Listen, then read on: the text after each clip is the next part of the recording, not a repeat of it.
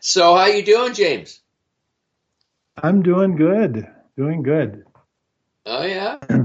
Better than the last few weeks. Yeah, last time I was on your show, Brian, it was kind of I had called you, or I don't know if I wrote or called to you, but about doing that short segment on radioactive poisoning in Ecuador. And following that show, my webpage took a nosedive. I was severely hacked. My email got disrupted, and just this morning, the web page was restored, or maybe it was late last night. But in it, so right now my web page is the May 8th version, which we were able to go through the servers and go back far enough to find out when it got hit. And very professional job coming from our boys in Langley, Virginia, I'm sure. The underground And, facility, 2 billion yeah. views. Well, I mean, and I hit the nail right on the head. I mean, I know what I'm talking about. And apparently someone did not want me getting this message to the public. So anyway, I'm slowly getting communications back and other issues, but the end result is a horrific event in the history of nuclear disasters. And I know a bit more now just to bring us up to date. Yeah, sure. Give us the latest of that. During that period of that show, what it was is I was doing an interview with David William, expert on sovereignty, and then you sort of Skyped me during the show, and I said, okay, well, I had just taped the interview because he didn't want to stay up to midnight, so it was fresh, but it was like an hour old. I said, well, I'll just interrupt this interview and I'll throw you in. It was perfect actually for me because of the way I set up my show. Otherwise, it would have been would have been hard to fit you in, but. It was perfect. So you came on, but you didn't tell me that you'd actually been close to where this happened at that time. Maybe, Oh, yeah. yeah. I had done quite a few other shows. I was on Joyce Riley's show. I did a couple of shows of my own, so I did not give the full details. Yeah, but I was 200 miles from the epicenter when it happened.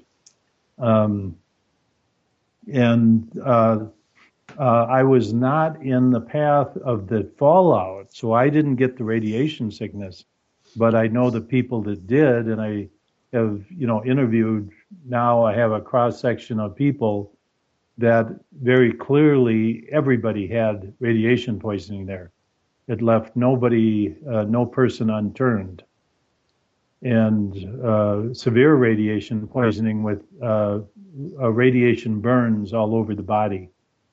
A lot of people with probably 40 to 50% of their body covered with radiation burns, and that's severe. I mean, like when you say you go to the doctor and say you have a lot of x-rays done, you get 4 or 5 x-rays, you don't get radiation burn, and you get a fairly good dose of x-rays. But the ionizing radiation is carried on dust. And so when it lands on people's skin, it just stays there. And it burns. It burns. It's a radiation burn. Some people went into the ocean, and it was worse because the dust was floating in the ocean. So when they came out, they were literally covered in radioactive dust. But I now know, I at least have what I believe is a good analysis of what happened on the April 16th earthquake when the Rod from God space-based nuclear weapon came in. These are meant to penetrate probably up to a kilometer deep or more. But from the security cameras that I've seen, it's a very rapid flash, and understanding the velocity in the time between the first flash, which is the initial charge, the penetrating charge, and the second flash, which was the nuclear charge going off. It must have hit some rock or something, some subterranean rock that slowed it down, giving it and it went off very quickly. So it didn't get a chance to get deep enough, and it blew a big smoke cloud or big dust cloud up in the air. It was about Oh, 4 to 5 days later wow, that's really where yeah, yeah. So this is a radioactive supposed to explode cloud. under the ground and create earthquakes. It's not supposed to explode above ground. That's a real mess. Yeah, well, it wasn't above ground. It probably was, who knows, 400 or 500 yards underground, but Yeah, but I it mean, was enough.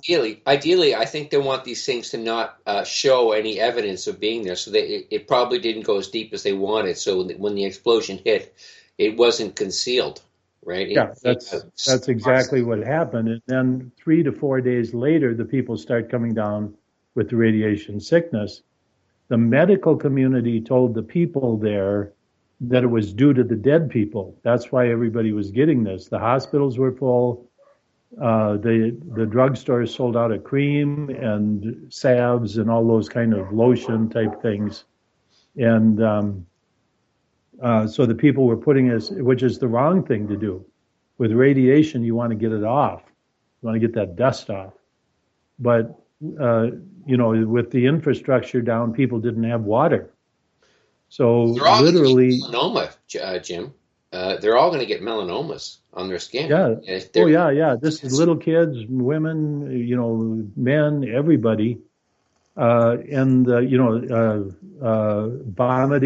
nausea, all the other symptoms of radioactive poisoning were there. And the medical community told them that it was due to dead people. In a lot of these areas, there were no dead people. They had cracked buildings and other, earthquake damage. But dead people. I thought it was that's what they told them. dengue fever. I thought that's what they said it was.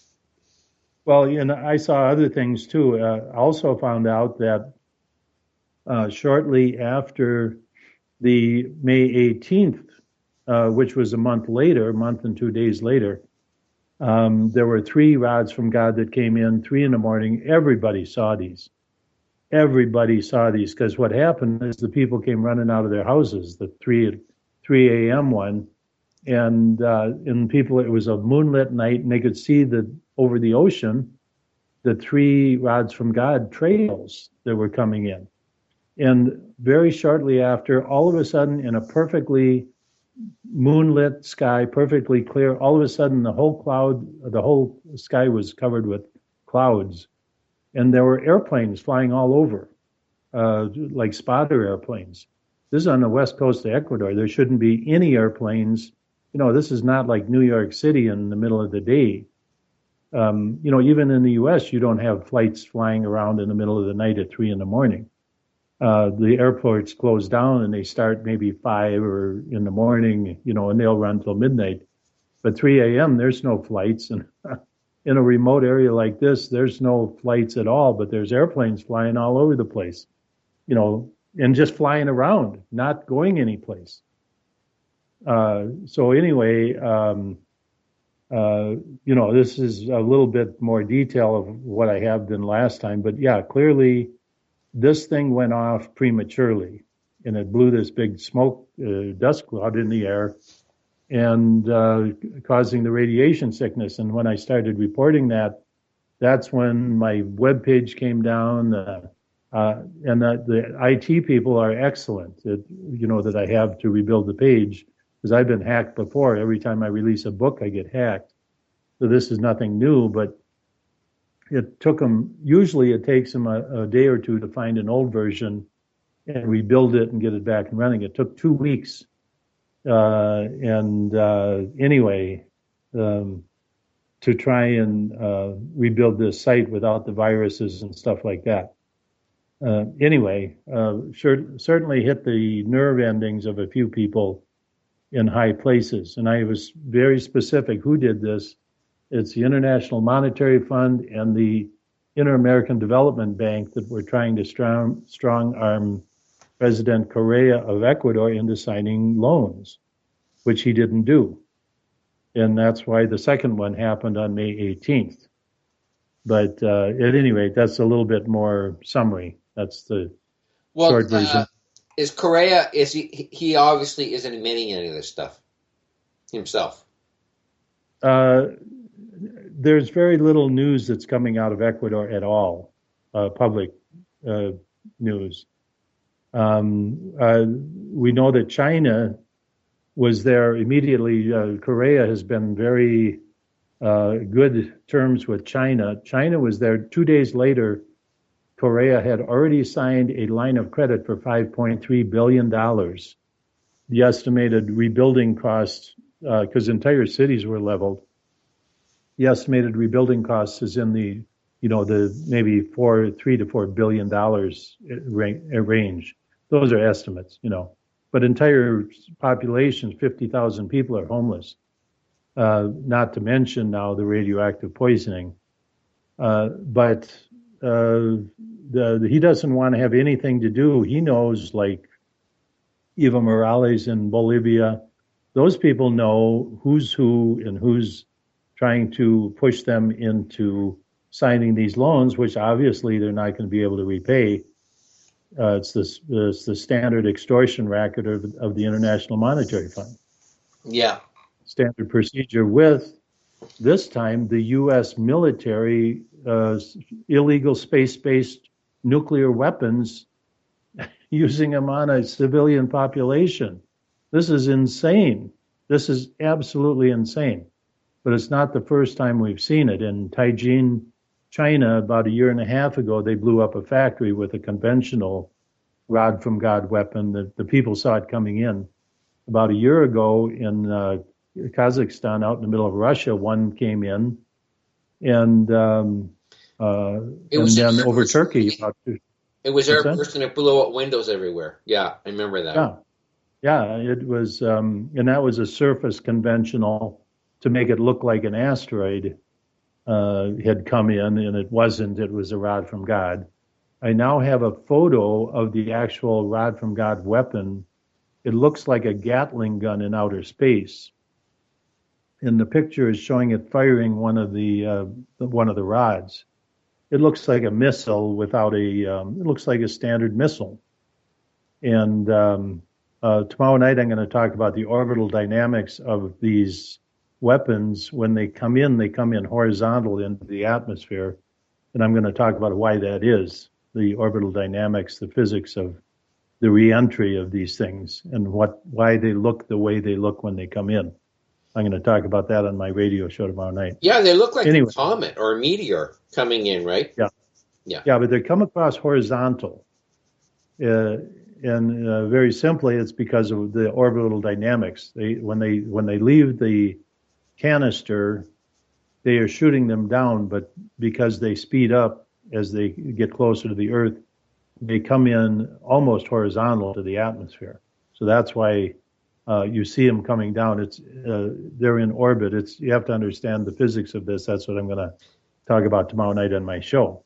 And so that's one of the other characteristics of these is they come in, and your typical asteroid is coming, a lot steeper angle. But at any rate, and plus these have a very characteristic little thin tail, which is characteristic of the rod, which is very different than a real asteroid or bolide that would come into the atmosphere. I've already talked about that on my shows, but at any rate, I'll be talking more about that tomorrow night. But yeah, it's funny because one of your listeners is asking me on my YouTube page, what happened to the May 26th archive? One of your listeners was missing your show. He liked to listen to the archive. Did that get messed up with your website, or is that not found on the actual? The last show that's there, I think, is like early May. Okay. And so I have to rebuild all this. They just got the webpage rebuilt to what the early a backup that was done in early May. Mm-hmm. And we do these backups regularly. So when this happens, which it has happened before, every time I release a book, this happens, but not this severe. I mean, this time they really hit it. And my email, people were reporting that they would try and send an email, and Google, AT&T, Verizon, and other entities would change my email address and then send it back to them as undeliverable. And they'd say, well, this isn't the right address. so it was my address was being changed, email was being corrupted, just on and on and on. So it's been quite a circus here for a couple of weeks. Hmm. Oh boy. Well, I mean, like I say, we have to thank our lucky stars that we haven't been attacked by one of these things. So sounds to me like if they can get away with this kind of nonsense, I mean, nothing's going to stop them from doing it more. I mean, I just can't Exposure believe. is very important, and that's why they were very upset when I started talking about this, because this should have been just a normal earthquake. There were all kinds of flaws. When these people do this, they leave all kinds of flaws. It's like any perfectly planned crime. The earthquake was a surface earthquake, and the very initial reports were of a surface earthquake. I mean, I was near there. So I saw the TV monitors, I saw the other information that came out, and was a surface earthquake. Now USGS is reporting it as 19 kilometers deep, which is total baloney. And if you see the aftershock, there were hundreds of aftershocks within hours of the first April 16th earthquake, and they were all over the place, which is indicative of a surface earthquake. If it's deep, you might have a single aftershock later, but it's maybe about half as big, and you don't have that many, and they're not scattered all over the place. So this is very indicative of a surface earthquake. All the data, yet the USGS says it's 19 kilometers deep. Total lie, so you can't believe any government webpage anymore at all. Then the radiation poisoning shows up. Literally everybody had it. Even if you had other causes, or like dengue fever or one of those other things that it certainly was not everybody would have it. You would not have universal 100% of the people having it. Some people would have it, some people would have it more than others. But this is like everybody had it. Were there any reports at all coming out about the mass lineups at hospitals? Was it in the news there, or? No. The Minister of Health of Ecuador said that there were no, this is his official report, typical government bureaucracy cover-up, said that there were no after effects, no health after effects of the earthquakes. They had thousands of people dead, another 1,000 missing, probably 10,000 people injured. And he makes a statement that there was no problem at all. It just tells you how corrupt it is, Wow. Yeah, it's just beyond words. Oh, you think some of the doctors would figure it out? These people are trained. I think they can differentiate between a sunburn and a radiation burn.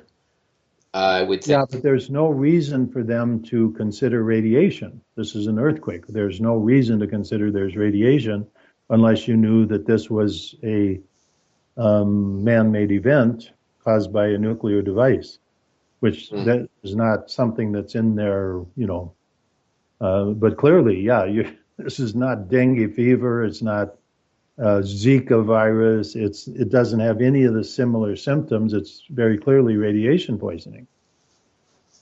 Yeah. It's not chicken pox, Well, I mean, it's just, Dana Durnford does a show almost every day, and he talks about all the misunderstandings that are created by the nuclear science industry and the false science, the false claims. They're trying to minimize any negative effects of radiation now, and it's oh man, I mean, it's so infuriating that that I don't know how they get these people to lie with such synchronicity. It's beyond me how it can get so corrupt and diabolical that these people are not honest about the well-known effects of radiation. Yeah, it's insane. My degree, my advanced physics degree, is in nuclear and solid state physics, and my medical courses that I took in my degree, I took at the Tulane Medical School in nuclear medicine. So I know what I'm talking about. This is not like, I read it out on the internet somewhere. I know exactly what radiation poison is, what it looks like, the symptoms. And, so there's no question that this is what happened. There's absolutely no question at all. I don't need somebody to go down there and, verify what I'm saying. I'm telling exactly what happened. It's verifiable, and that's what happened. Yeah, it's. I shared that show with. I thought it was awesome. I mean, you sounded quite upset, and good for you. I mean, it's good to see someone who's a scientist who actually cares. Most of them work for the military-industrial complex or, climate science, misleading everyone about the real issues and the real problems on this planet. People were just saying, oh, come on, this could not be true. And I said, what do you mean could not be true? Based on what? They've that been is trying. The most ridiculous thing that anybody could say. Yeah, they've been trying to find ways to use tactical nukes since they developed them back in the 60s. That's been the whole effort. They put them into the shells, the DU, into the shells. Hundreds of millions of tons of DU dumped in the Middle East. That's one of the reasons people are getting the hell out of there, because they can't have healthy children. There's so much radiation everywhere. Dust everywhere. When you see these shells hit a tank and turn it into vapor, there's a small nuclear charge in there. Those are not conventional weapons. That's not plastic explosives. Yeah. Well, that's any nuclear charge. Yeah, there could be a nuclear charge along with the DU. And it has depleted uranium on the tip that makes it go in and penetrate through 6 inches of solid steel, the armor on a tank. Yeah. Take a look at a military weapon that vaporizes a tank. Yeah, we're talking serious energy release. And so what are people talking about? You have people that have no experience, no knowledge, and because it's out of the realm of their imagination, they go, well, I can't imagine that. Well, gee, based on what? Do you have a degree in physics? Do you know about radiation poisoning? Do you know what it looks like? Have you ever seen it? Do you know what the military weapons are like that propound these things? These people don't have a clue, and they're making some kind of informed decision. Come on, give me a break. People like that really make me angry, because the most they should do is keep their mouth shut and admit that they don't know what they're talking about. It's out of their realm of, but for somebody to say, well, I don't believe that, based on what? The tooth fairy? What's your basis? Look, people, I don't get quacks on my show. That's one thing I want people to know. James McCanney, he should be held up with the deepest amount of respect, because he is one of the few top scientists coming out of high school who had enough intelligence and integrity not to get sucked in by the military-industrial complex. But he followed it. He worked with it a little bit. I think you did a few projects kind of like on the edge, right, James? A little bit of weather manipulation stuff. You worked a little bit, but, pretty much kept your nose clean all your career. Yeah. Yep. And I never signed contracts with the government. I've worked around these people. I was at Cornell for 2 years, bastion of NASA scientists, and working elbow to elbow with those people, day in and day out for a couple of years. I've attended, scientific meetings for the last 35 years, regularly. How many paid my own way. scientists did you meet, James? Independent scientists like you. How many did you meet? Well, when I was at Cornell, there were quite a few. But one by one, they got squeezed out. They couldn't publish, they couldn't get data, they couldn't get their experiments, so they just kind of sat in the corner and twiddled their thumb and pencils, and eventually, one by one, they left, which left the dominant monopoly of government-paid scientists, and that's what it was all about. That's what Eisenhower warned about in his farewell address. He talked about the military-industrial complex, and he spent about 15 minutes talking about the dangers of the government scientific science that was, government-supported science. And this is exactly what happened. He says it's going to become a monopoly, and whereas science, these are Eisenhower's words. He said, whereas science used to be people working in their own laboratory out of interest and pursuing knowledge, now it's a money thing where vested interest becomes paramount. And that's what you're seeing in the nuclear industry. These people, or NOAA, the National Oceanic Atmospheric Administration, or the Hurricane Prediction Center in Boulder, Colorado, these have nothing to do with truth. The Cancer Society, the American Medical Association. I mean, the list goes on and on about the corruption and, in science, and how people won't rock the boat or talk about anything different. They want their paycheck. They want their grant money. And these people are just trying to retire before anybody notices that they don't know anything and that everything they're doing is wrong. And if they can keep supporting everybody else and not upset the apple cart, hey, they're all winners. That's what's going on in science today. It's all corrupt. I did a show with Dr. David Lewis a number of weeks ago that was back in November. And his book, Science for Sale, it's called, where he talks about the same thing, and he worked for the EPA. Yeah. But, people who, NASA, for example, has over 500 agents that work doing nothing but social media. And they, every day, I don't know if you get them, I get them all the time. And they come in from other various groups, and they have hundreds and hundreds of social network, what would you call it, registrations that they send stuff from daily. And it's all PR stuff to make everybody think that NASA's doing a great job, which is all tier 2 baloney. But anyway, I could talk all night about that. But yeah, unfortunately, there's a lot of people who, if it's kind of like if they can't imagine it, then gee, it just can't exist. And the other side of that is there are people who, because they see NASA scientists doing this or other scientists, that they just make up science, and people get the impression that, oh, that's what science is. If I just say this, then it sure must be true.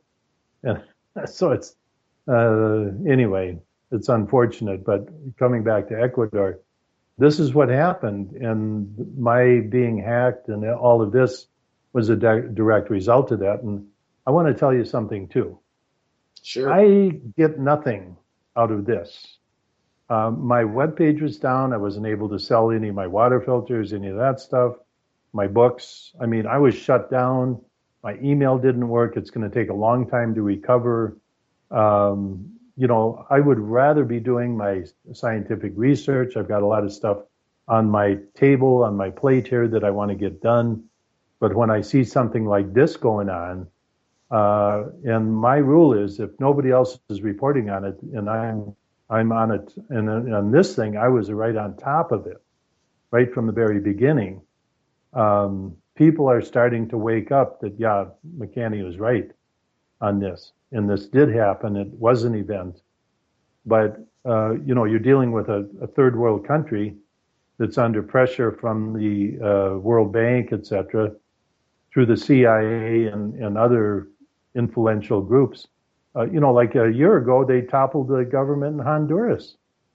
This is what they call regime change. These people take whole countries. Venezuela right now, James. Yeah, Venezuela. Right now, Venezuela is having sanctions They have infiltrated the businesses and distribution lines in Venezuela, and it's coming from the world bankers. This is the same thing.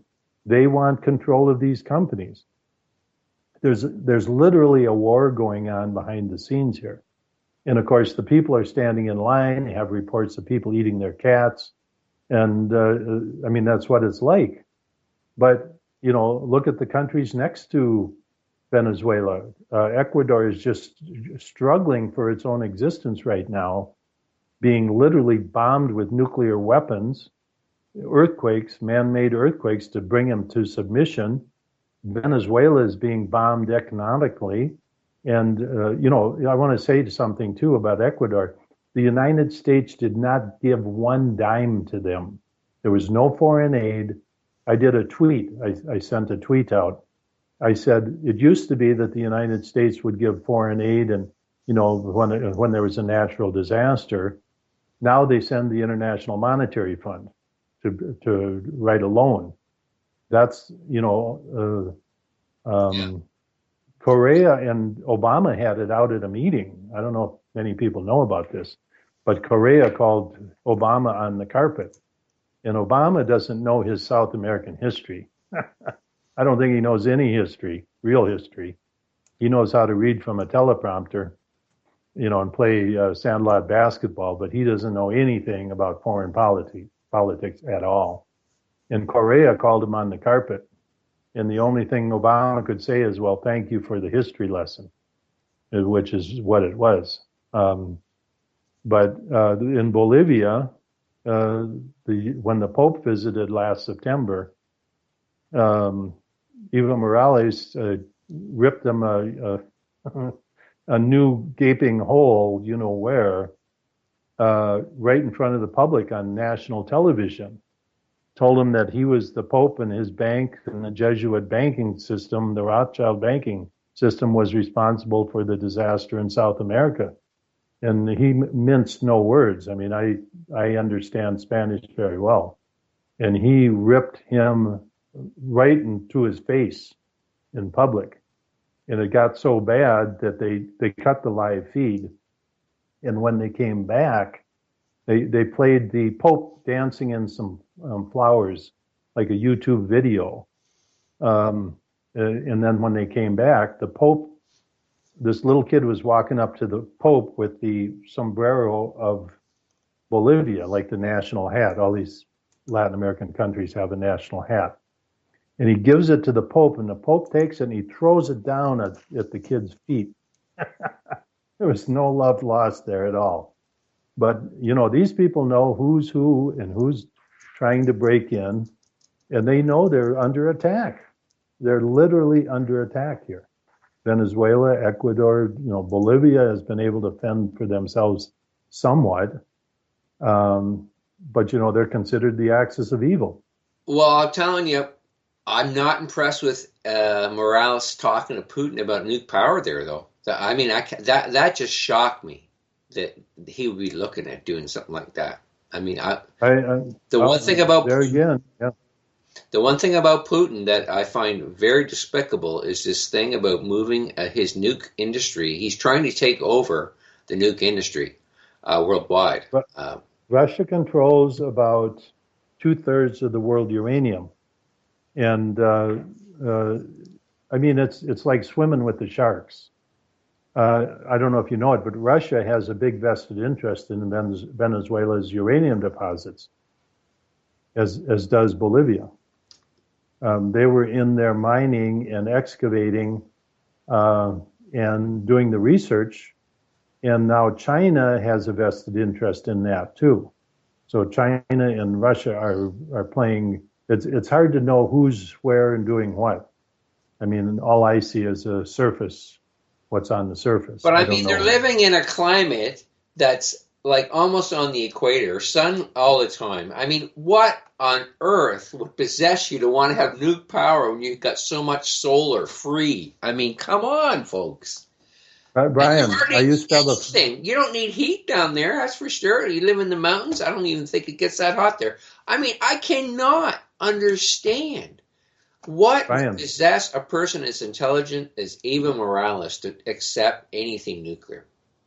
I know. I had a friend when we were growing up in high school, and when things like this, things totally absurd would come up, he'd say, "Don't get rational with me." And that was, that was his standby. Which was like, yeah, does this make any sense at all? No, not at all, because they use earth materials to build their buildings, cement, and block made from clay, glass made from the sand in the desert. They don't need a lot of energy. They're trying to live in the modern Western society type of world, but in reality, they could make that into the Garden of Paradise and everybody'd have plenty of food. A year ago, everybody in Venezuela had it very well. And the United States is spearheading, of course, and controlling the resources in Venezuela and locking them up so that the people can't get anything. So they're what they try and do is make it hurt the people. This is the old Sheriff of Nottingham thing. If we hurt the people enough, they'll get the leaders and blame it on them. But the people know.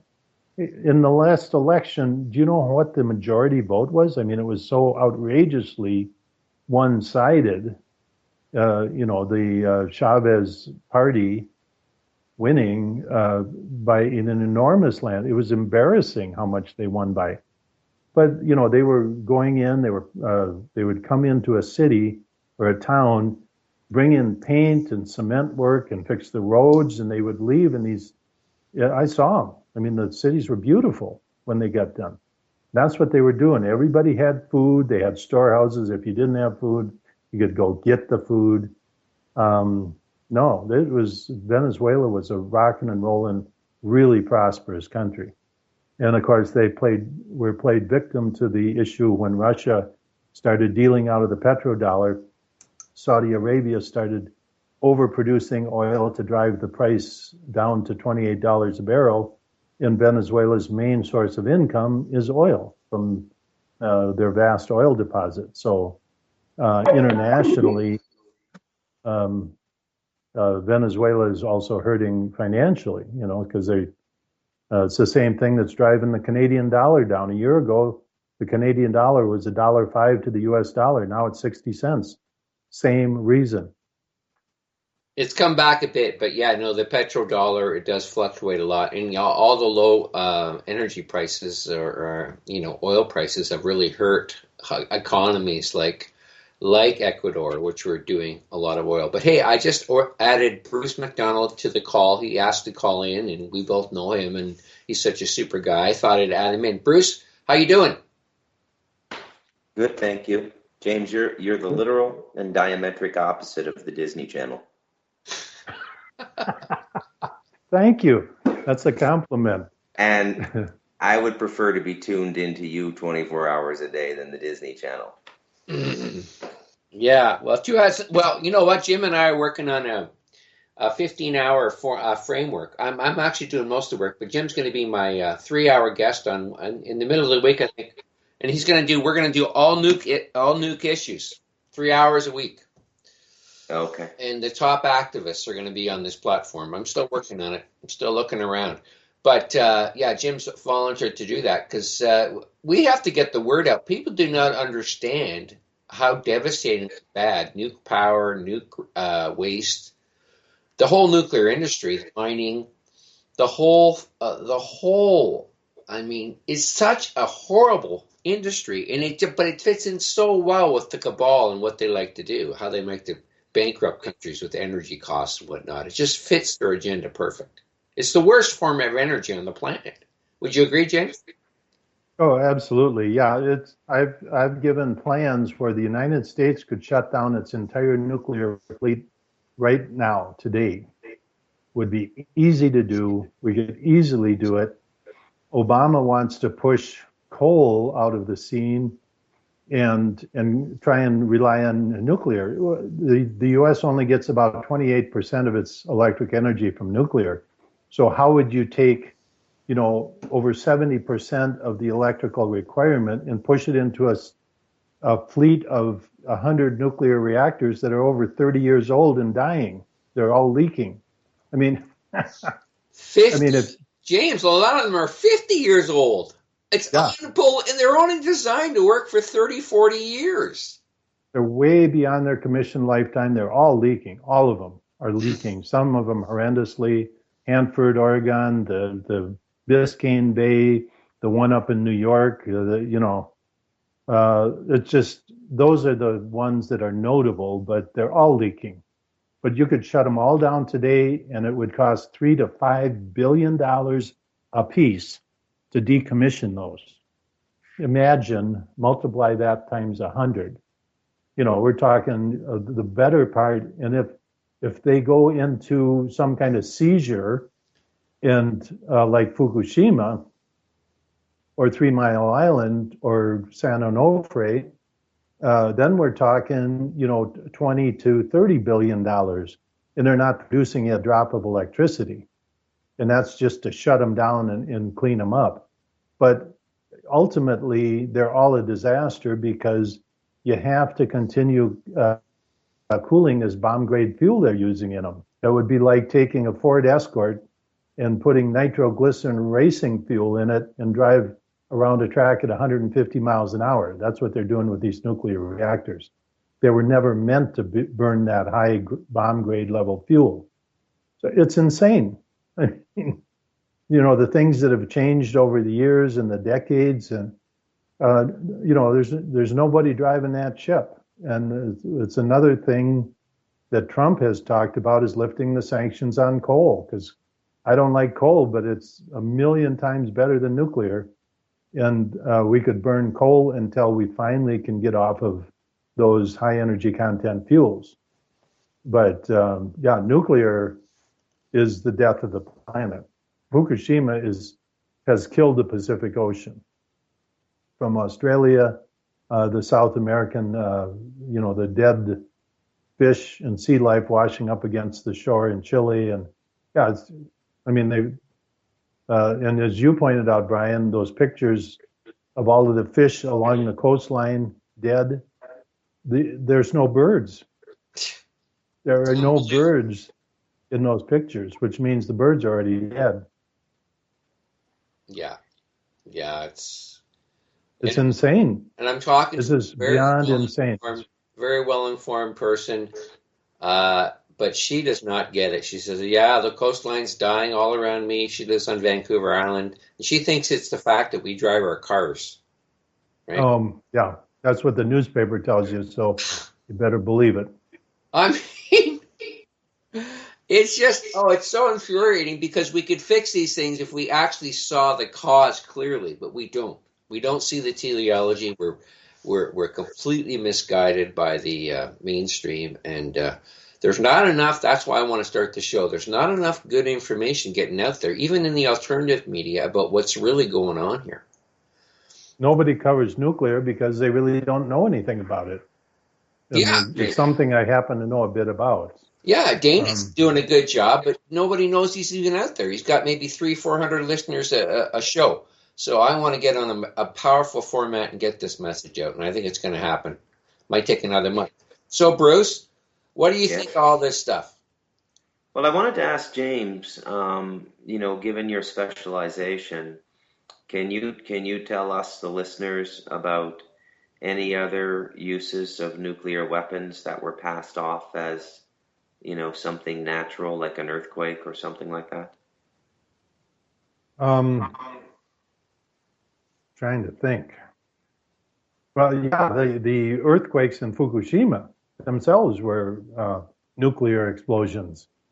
Okay. And they produced the tsunami, and they produced some minor earthquakes, like a 5-point earthquake.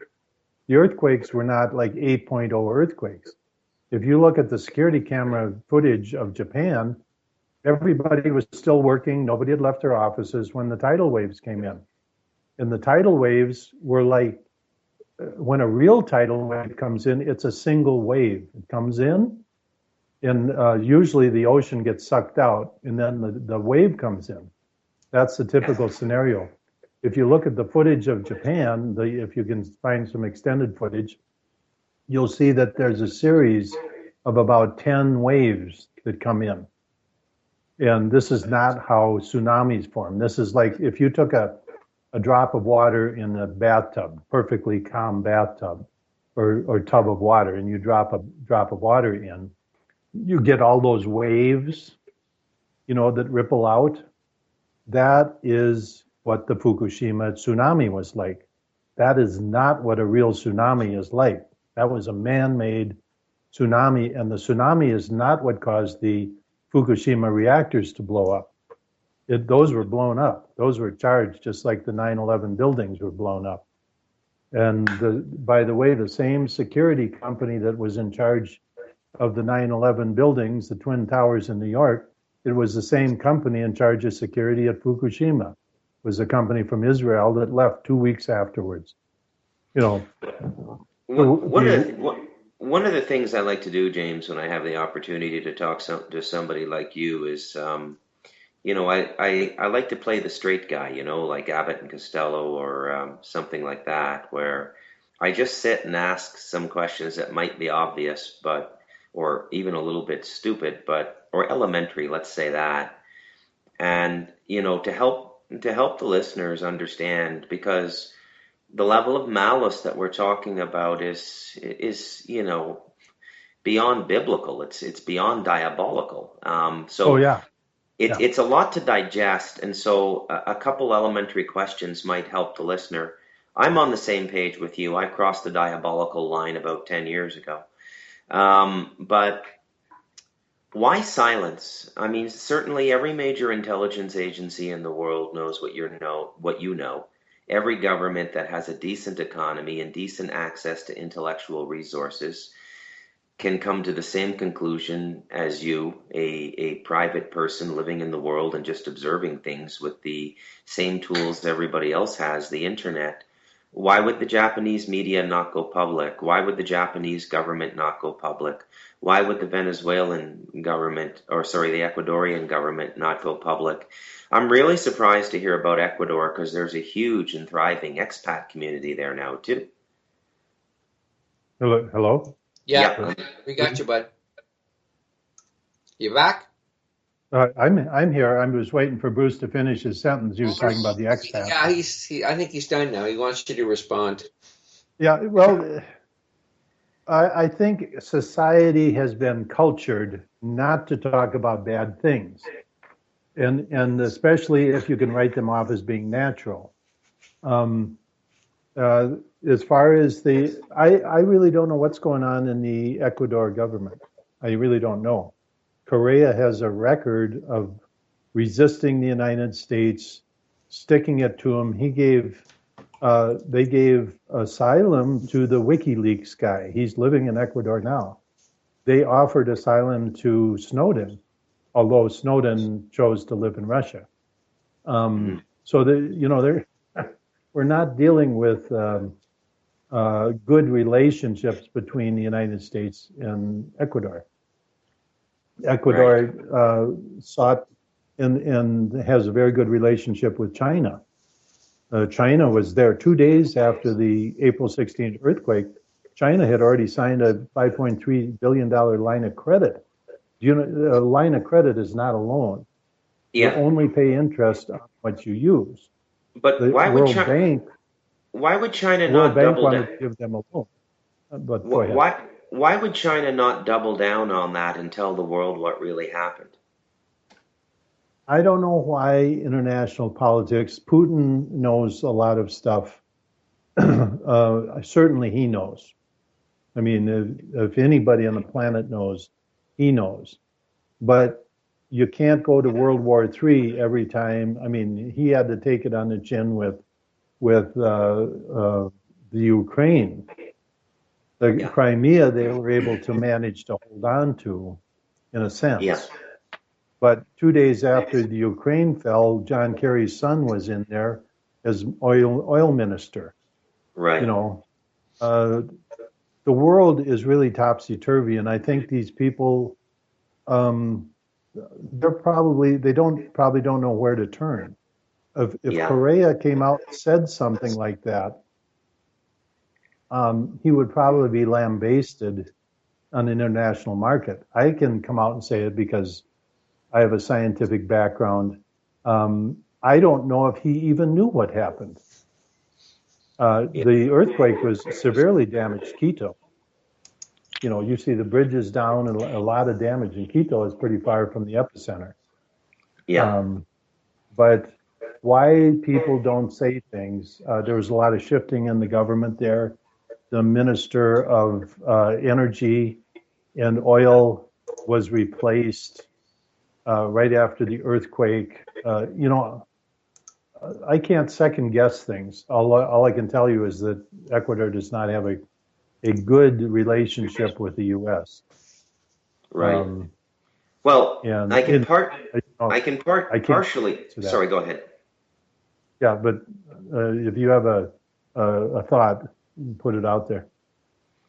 Well, I can partially answer my own question. I graduated from a very good journalism school in Canada, and I never went on to practice journalism. By the beginning of my final year, I realized I didn't want to do it. I was just so sickened by the professors and everything I was learning, and the guest editors who would come in and talk to us, and the publishers and stuff. And I have a lot of friends I've maintained contact with through Facebook and other means who've gone on. I can't second guess things. All I can tell you is that Ecuador does not have a good relationship with the U.S. Right. Well, and I can partially. Sorry, go ahead. Yeah, but if you have a thought, put it out there. Well, I can partially answer my own question. I graduated from a very good journalism school in Canada, and I never went on to practice journalism. By the beginning of my final year, I realized I didn't want to do it. I was just so sickened by the professors and everything I was learning, and the guest editors who would come in and talk to us, and the publishers and stuff. And I have a lot of friends I've maintained contact with through Facebook and other means who've gone on to do, quite extraordinary things, work for the BBC, CBC. I've had friends do stints at the New York Times. I've had friends publish in the Atlantic Monthly and the New Yorker.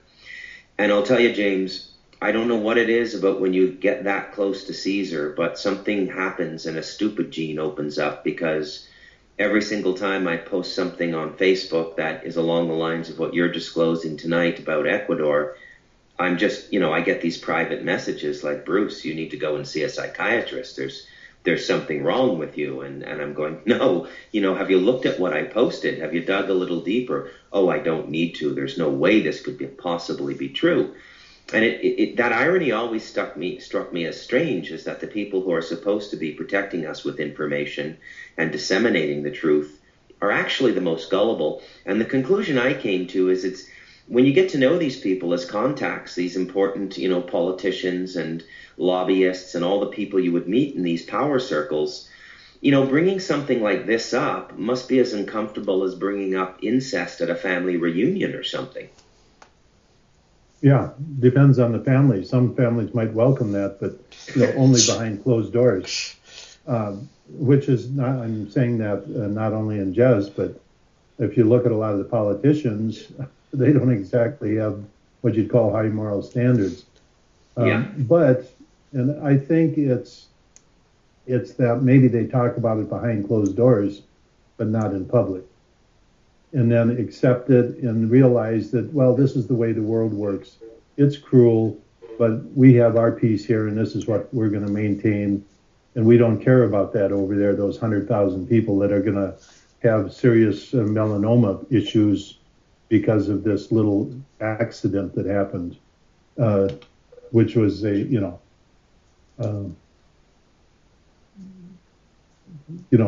public is not a concern. Yeah. Well, I did my research, my thesis on the issue of the arms race and the military-industrial complex. I met with 10 top union leaders in Canada. I met with 50 politicians. I met with all the student leaderships. It took me 2 years to write my thesis. I went a year over. And back then, back in the early 80s, this is well established. And the union movement was somewhat sympathetic, but they wouldn't put any money behind organizing anything against it. The student movement was really excited, and then all it took was one person to say I was a member of the CIA to shut them up. And then they also blacklisted me, so I couldn't get out. I was one of the top researchers in the area of understanding the military-industrial complex. I got an interview to work for the defense critic of the NDP party, but because of this nonsense about me being a CIA agent, I don't think I got that job either. And some guy from the bloody student movement got it, who knew nothing about anything, in my opinion. So we live in a culture where it's almost like something as bad as nuclear power, people don't like to think about it. It's willful ignorance. I've come to the conclusion because when I interviewed these people and they understood what I was saying, and they agreed it was a horrible problem. But there's a certain point where the news is so bad that people have to go into a state of denial to deal with it. Kubler-Ross. I think you're right, Brian. I think that there's a bandwidth that the average human consciousness is comfortable in. They say even going in the other direction towards God consciousness can be unbalancing and frightening. A lot of people run away. There's this comfort zone, and you have a boundary for negativity and a boundary for positivity. I think you're absolutely right. Yeah, that's the conclusion I've come to, but you have to stick with the truth and hope that people, because you see the Kubler-Ross model is that initial bad news is often met with denial. And of course she wrote a lot about death, but it's anything that's bad. First it's denial, then it's anger, depression, and then it's acceptance. If people don't have to go through those stages because it's not something they don't see it as a direct threat to them, like nuclear radiation. They don't see it as a direct threat. They don't like it, but they don't see it as a direct threat. It's easier to create denial. When somebody dies in your family, well, it's a little, it makes more sense to deal with it. But this is the process. This is what we're dealing with. We're dealing with so many issues that are negative. This is why the first part of my show I talked about solutions, this permacube and this great growing system. This is what's going to help us stay here longer. But in the end, if we don't deal with these diabolical toxins like nuke energy, and I was going to get into this, the plan is, from far as I can see, I want Jim's opinion on this, and yours too, Bruce, is to have these bloody nuclear power plants on every country on the planet. This is the plan. I've been reading about smaller and smaller, like Bolivia or Vietnam, Thailand. They're looking at getting nuclear power, and the main proponent is this goddarn nonsense about CO2 is ruining everything. Yeah, with the rising radiation levels all around the world, James, one would have to grapple with the idea of mutually assured destruction. Meaning that the power brokers who are doing this are risking the health and well-being of themselves, their families, and their children. Is there any special technology they have to protect themselves? No. Radiation. So it's purely psychotic. Yeah, you're dealing with psychotic people. And the world today is psychotic. I mean, the whole world is psychotic. Being a person that travels, and Bruce, you know this, or Brian, if you have contacts, whatever, the world is an extremely dangerous place to be. I just got the 3-month travel report for Europe, and it's like at critical level. They're expecting, because there's soccer tournaments, there's junior like religious meetings in Europe and in Poland and other places. They're expecting severe terrorism this summer, and so they're have high alert level. The world is insane, and this is all the result of it. All comes back to the banking entities that run the CIA, which is like the old Maxwell Smart chaos. That's literally what's going on.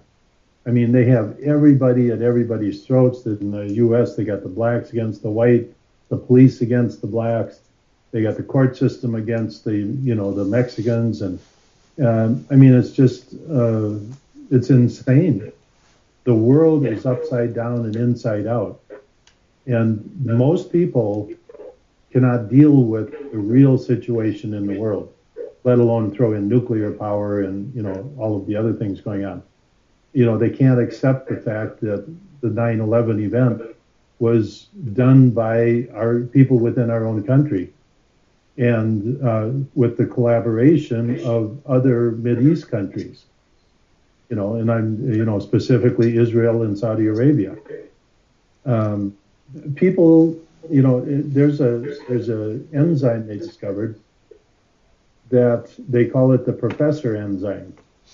And what it is when information comes into somebody's brain that contradicts or gets too much off of their comfort zone, this enzyme comes in and literally you see them glazing over. And I know this from talking to people that I know, people I consider intelligent, that's knowledgeable. And you start talking about certain topics, and it's like they stop talking, their brain goes numb, they get a glossy look on their face, and you just go, I'm talking to somebody here, and there's nobody home. The next logical question is what immunizes people like myself, you, and Brian against these things? Why are we different? Why can we accept it? I've sort of been predisposed to this my whole life. What would be the answer to that? Yeah, I don't know. The other thing is that people, when people get a degree, and this is something that's tuned when you walk into kindergarten, you are rewarded when you do something that's right. And so all through your education, you're rewarded. If you repeat what the teacher says, you get an A. The kid that doesn't repeat that gets shamed. He's like a bad student, doesn't fit, always making trouble, and whatever. And so the kids that rise up to, like you say, these positions of being at the Atlantic Monthly or whatever, New York Times, they're already well primed. And they may never figure it out, or they may figure it out some point in their career. But, then that little door opens up and goes, doggone, I like my apartment, my house. I got kids, I got a wife, kids got to go to college. I can't say nothing. That's, a big part of it too. That if anybody ever does come up and realize something, they can't come out of the woodwork and say it. And then another shocking realization is that this is nothing new. That this has been going on for ages. This is human nature. This is why the human race is failing. It cannot come to reality, to grips with reality. Yeah. So you have the soccer moms running the dads who are out there working, and the dads are too weak to say anything, and they're making decisions based on the totally frivolous concepts of how we should be living. And as long as people have money coming in, and the schools are being run by people that live their life under political correctness. I've talked to teachers, and they say that they're afraid to do anything. They go to school, they teach what's in the book, they sit in their classroom, they don't look at anybody, they don't talk to anybody, and then they go home. There's no originality, there's no insightfulness, there's nothing, there's no let's, do fun things or whatever. You're not allowed to because of political correctness. You can't do anything outside of what is designated for you to do. And if you do, then you could be called on the carpet, lose your job or whatever. And nobody wants to do that. So that's a big part of it too. Is people are just they want to go watch their football game, they want to go to a soccer game, watch the kids, do whatever they're doing, go to church, the happy church where they go there and get their weekly blessing that you're going to go to heaven. Just throw some money in that, in that little offering box there. It's pathetic. It's the normalcy bias is so palpable. Let me explain what's happened to my own children. Okay, I've been on this really serious about working with the people and trying to fix things. So when my children were younger, they were much more open to the fact that, and I didn't like telling them this stuff, but I mean, kids should know that there are huge issues with the world. And, you can give them general little inklings. But now that they're older, and I've been, I'm not with them as much as I used to be, because, I've been through a divorce. You can just tell. I can just see it. They don't even want to talk about it anymore. They've got mom there who's Miss Mainstream, and they got all their classmates, and they were in geoengineering, church to school and whatnot. And they're getting the message. We don't want to hear about this stuff. It's the normalcy bias. It's powerful, and you have to be a strong person who puts truth before how they feel and how they fit in. The pressure to fit in a social being like a human being, we're social. The pressure to fit in and to be part of what's going on is very tremendous. And I think this is another thing that really keeps people from being, unless you're willing to be in a very small minority, you don't talk about the truth because you'll be ostracized. It's that simple. Yeah. Well, the biggest issues in the United States today are who's going in whose bathroom. I mean, when you have Fukushima going on, or 100 nuclear power plants leaking radiation, all the evening news talks about is who's trying to go in whose bathroom, in whatever's going on. There's no news. There's no accountability. There's, it's everybody's walking on eggs for fear of being politically incorrect or trying to figure out who they are. They're trying to teach kids so that they can think about what sex they are. I mean, it's getting pretty distorted. So trying to get back to any reality is, probably not going to happen, let alone talk about real issues like nuclear power plants leaking. There was the Hanford, Oregon site leaking 3,000 gallons of highly nuclear radioactive waste into the environment, in the water table. Yeah. And, there's a whole circular economy in that nuclear industry, in that the companies like Lockheed and Bechtel and Raytheon that created the problems are the ones bidding on the cleanup contracts. It's really kind of mind-boggling, And another thing that goes on in specifically in the United States is that the United States has these companies that are so big and so pervasive that they're essentially what we would call in the Commonwealth ministries, but they're not ministries; they're private sector. But they operate economically a lot like ministries. Like, Canada's ministries will create a problem, and if it was private sector, the private sector company would be held accountable at least to some measure for the cleanup resolution. Thinking in some measure here about BP oil in the Gulf of Mexico, but they just write themselves a new contract and clean it up. And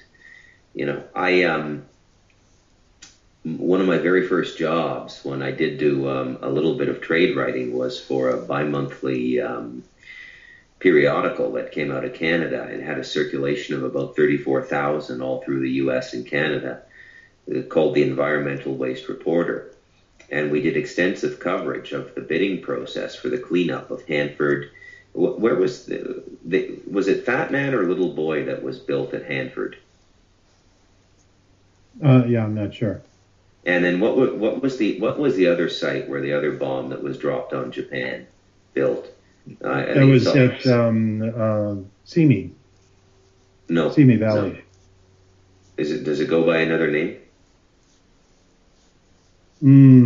Yeah, there's a name of the actual site. It's in Simi Valley in California. Okay. Yeah. They did a lot of the processing of this stuff in St. Louis.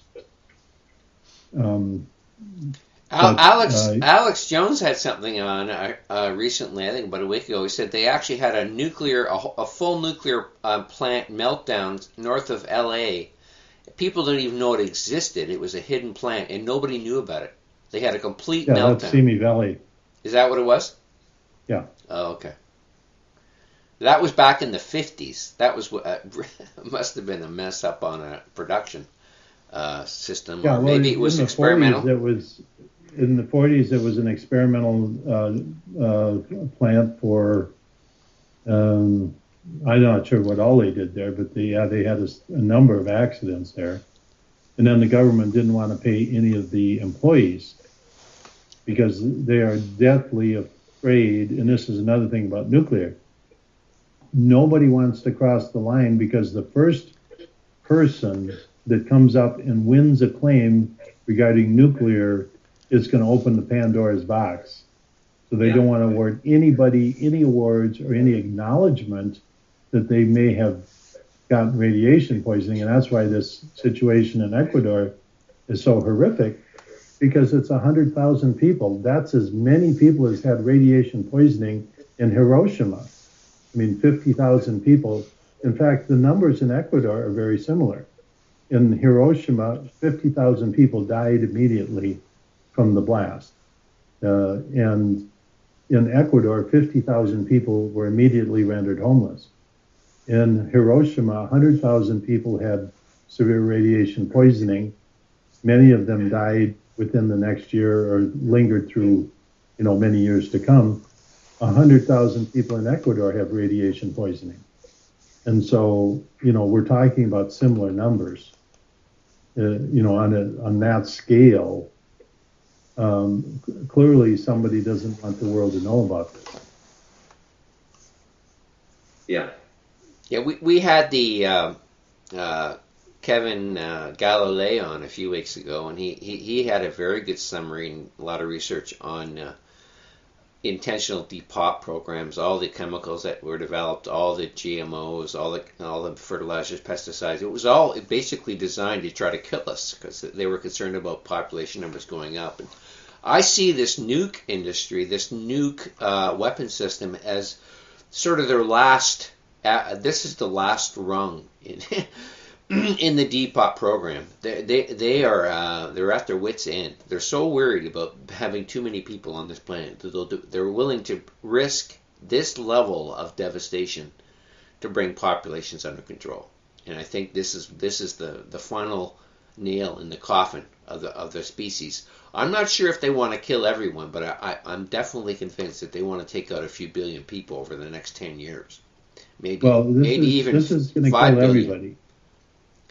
This will, Fukushima, in 10 years, the world's oceans will all be dead, and then it'll start working its way inland. It's already working its way inland.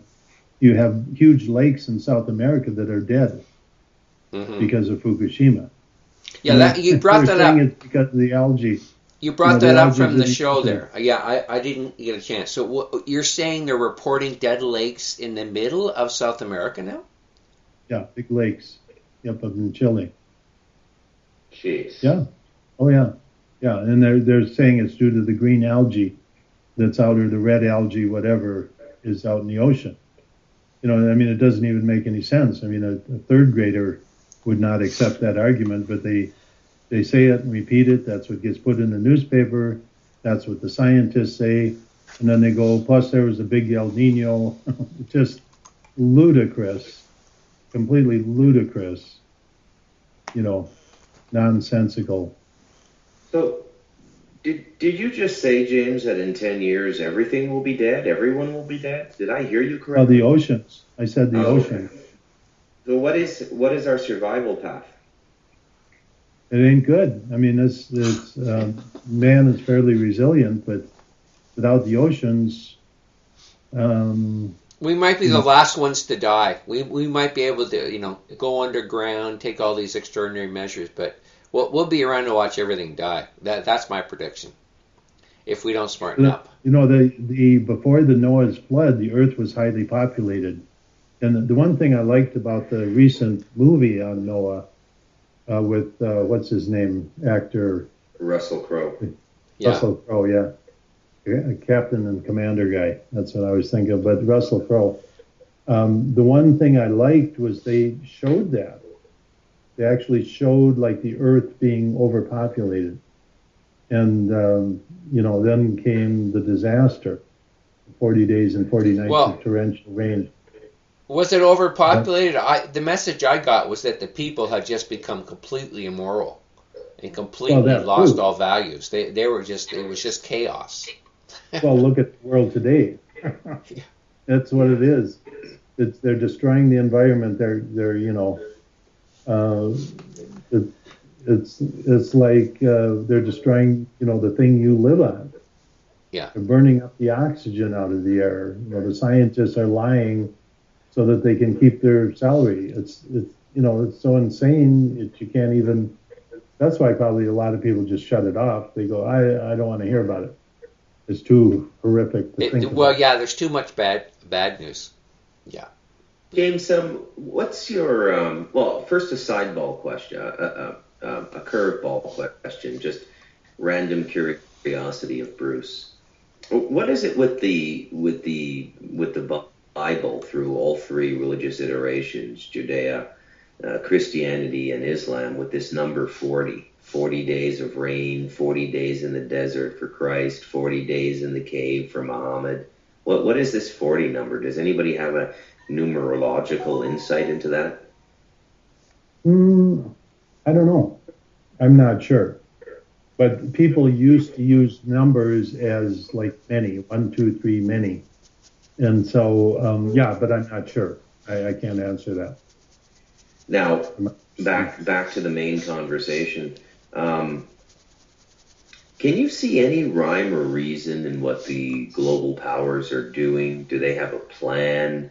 I mean, we said earlier they're psychotic, but I mean, they can't all be psychotic.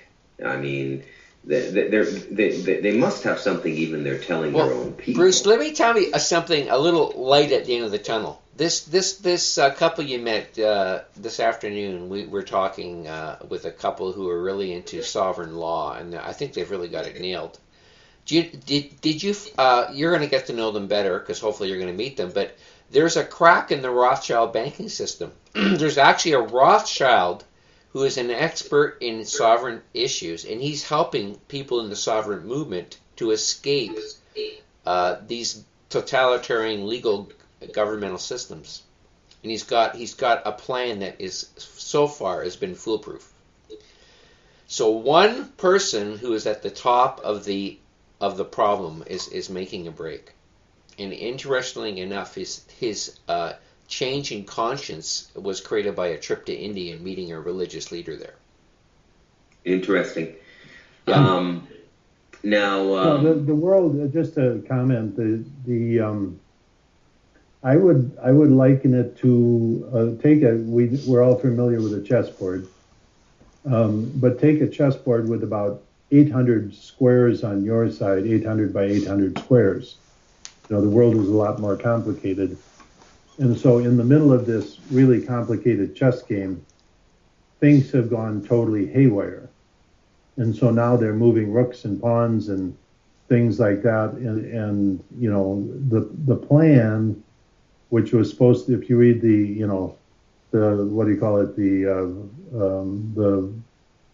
what's that called? Of the Elders of Zion, their game plan. Protocols of Elders of Zion. You can see that their game plan is falling apart. And so it's in the middle of this big chess game. So you're starting to see irrational movements, crazy stuff. They wanted one world government. That's not happening. Main players are breaking away, doing other things. Little players are becoming influential, like Cuba, highly influential in the world. And so, their game plan is coming apart at the seams. And so you're seeing a lot of irrational behavior coming from, and then you have the agencies like the CIA, which is the police force of the World Bank, doing all kinds of strange stuff, and so their game plan is becoming, they're out in the middle of the field for the chess game, and like I say, it's becoming crazy. So there's contradictions, and the nice smooth game plan is not working. Yeah. So I think that's a result of what you're seeing today. Yeah. And we're caught in the middle of it, just trying to hammer out a thing and just trying to be sane. Brian and James, to your knowledge, do we have the technology sequestered from public knowledge that can clean up the world? At the point of Fukushima now, it's really done its damage. It could have been done in 2013 when it happened, but no, it's really, really, really, really done a lot of damage. It's destroyed the ecosystem of the Pacific Ocean. Well, I mean, the reason that the fish are washing up on shore is because there's no marine life. The whole food chain is dead. Isn't plankton responsible for 80% of the world's oxygen as well? I think it's more like 50. Okay. But oxygen levels are going down, like quick. I was listening to Dr. Group there recently, and he said that some places, it used to be 28%, some places they've recorded oxygen levels as low as 6%. And I don't know what they're... If you're using it in your car every day, that's a lot of oxygen that engine is hauling in and converting. And it's not the CO2 that is the problem. CO2 is good. Plants like it, It makes plants grow. No, it's not the CO2. It's the fact that we're killing the conditions for everything to grow properly. So a lot of things are dying, and we're having out of control fire. You think that in Canada, knowing the condition of the oxygen levels, of our scientists should know this, we've got this huge fire that's been going like for a month up in northern Canada. And there's no problem. We'll just let it burn the whole freaking boreal forest down. I mean, it's unbelievable how little attention it's getting. It's huge, this fire. Yeah. Well, you know why they're doing that is they're burning it off so they can strip mine the uranium. Yeah, to me, it's a satanic cult. I mean, It boils down to just pure evil.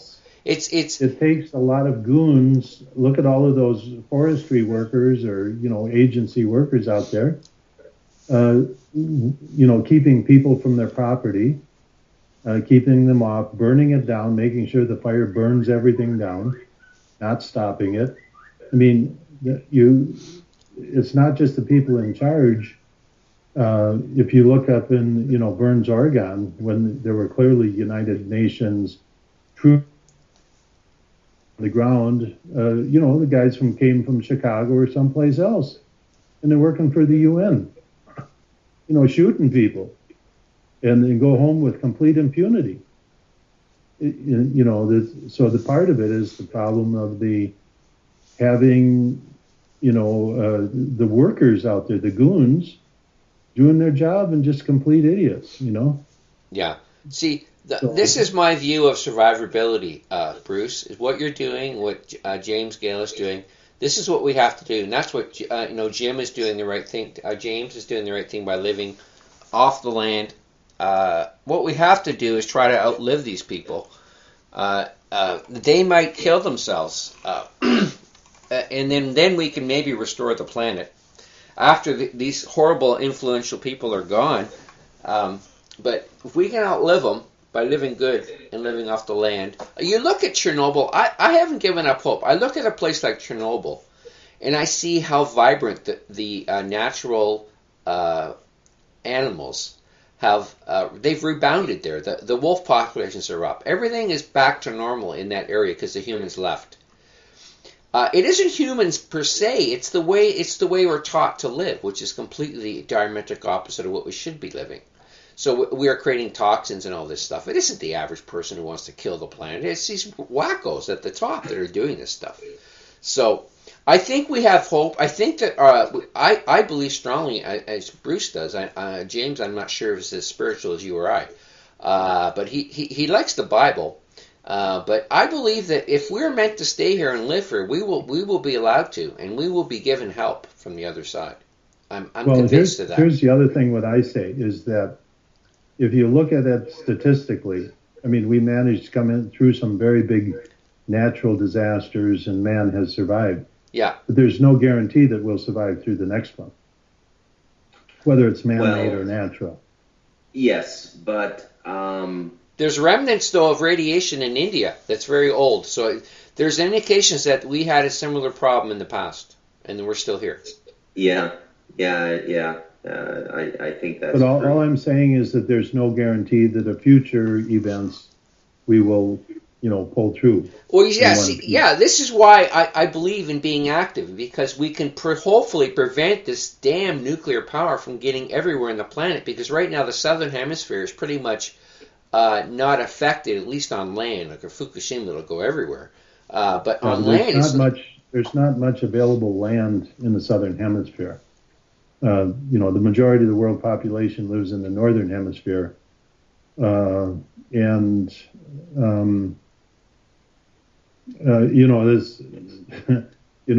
model for living is just all way out of whack. The Western, model of, working a 40-hour week and all of that. Oh, no, that's what I'm saying. You get back to the land, you completely exit the system. We're going to set up sovereign communities.